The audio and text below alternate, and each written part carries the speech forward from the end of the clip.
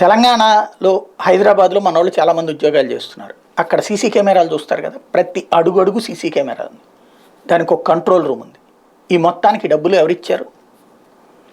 ఆయా వ్యాపారులతో ఇప్పించారు, వ్యాపారుల చేత పెట్టిపించారు. అక్కడ తర్వాతది ప్రభుత్వం అప్పు తీసుకుని అవి పెట్టించి వాటికి సంబంధించి పోలీస్ డిపార్ట్మెంట్కి లింకప్ చేసింది.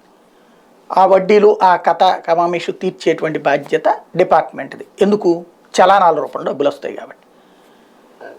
అబ్బా అసలు తెలంగాణ సూపర్ అండి, అడుగడుగునా సీసీ కెమెరా అండి హైదరాబాద్లో. చెప్తారు కదా, పెనాల్టీలు కూడా 100 కోట్లే వస్తున్నాయి కదా, తప్పు చేసినటువంటి సందర్భంలో వేసేది కదా పెనాల్టీ. అక్కడ అద్భుతం, లోక కళ్యాణం కోసం చేశాడు కేసీఆర్. ఎందుకంటే అక్కడ తమ ఆస్తులు ఉన్నాయి కాబట్టి ఈనాడికి అదే రాస్తుంది. అదే ఇక్కడికి వచ్చేటప్పటికి ఆంధ్రప్రదేశ్లో ఫైబర్ గ్రిడ్ కార్పొరేషన్ ద్వారా ఫైబర్ నెట్ లిమిటెడ్ తీసుకునే 552.7 కోట్ల రుణానికి ప్రభుత్వం హామీ ఉంటుంది. ఎందుకు? రాష్ట్రంలో సీసీ కెమెరాల ఏర్పాటు, వాటి పర్యవేక్షణ కోసం బ్యాంకులు ఆర్థిక సంస్థల నుంచి తీసుకునే అప్పు. సీసీ కెమెరాల ఏర్పాటుకు 959 కోట్లు, వాటి నిర్వహణ సంస్థకి 5.5 కోట్లు, 13 జిల్లాల్లో రియల్ టైమ్ గవర్నెన్స్ ప్రాజెక్టుల ఏర్పాటుకు 178 కోట్లు, థర్డ్ పార్టీ టెస్టింగ్ ఏజెన్సీ కోసం 2.4 కోట్లు కలిపి 1145 కోట్లు ప్రాజెక్టు అమలుకి ప్రతిపాదించింది. అందులో ఇప్పటికే 926 కోట్లతో కాంట్రాక్టర్లు పనులు కూడా నిర్వహిస్తున్నారు.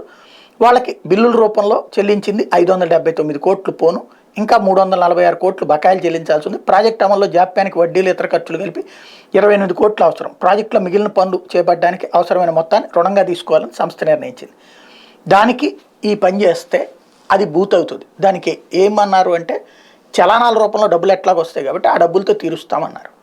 అక్కడ అదే పని చేస్తే శృంగారం అయింది, ఇక్కడ అదే పని చేస్తే విచారమైంది. ఆంధ్రప్రదేశ్ ప్రజలకు ఒక మౌలిక భద్రత వస్తుంది సీసీ కెమెరాల ద్వారా. ఎందుకంటే తప్పుడు పనులు చేసి పారిపోతున్నటువంటి వాళ్ళు ఇప్పుడు ఈజీగా పట్టుబడుతున్నారు తెలంగాణలో. సాధ్యమైంది. అది ఆంధ్రాలో లేదు. చంద్రబాబు నాయుడు పెట్టలేదు, జగన్మోహన్ రెడ్డి పెట్టలేదు, ఇప్పుడు పెడుతున్నారు. పెడుతుంటే దాన్ని పడి ఏడవాలి. ఇది ఆంధ్రాకి పట్టిన శాపం.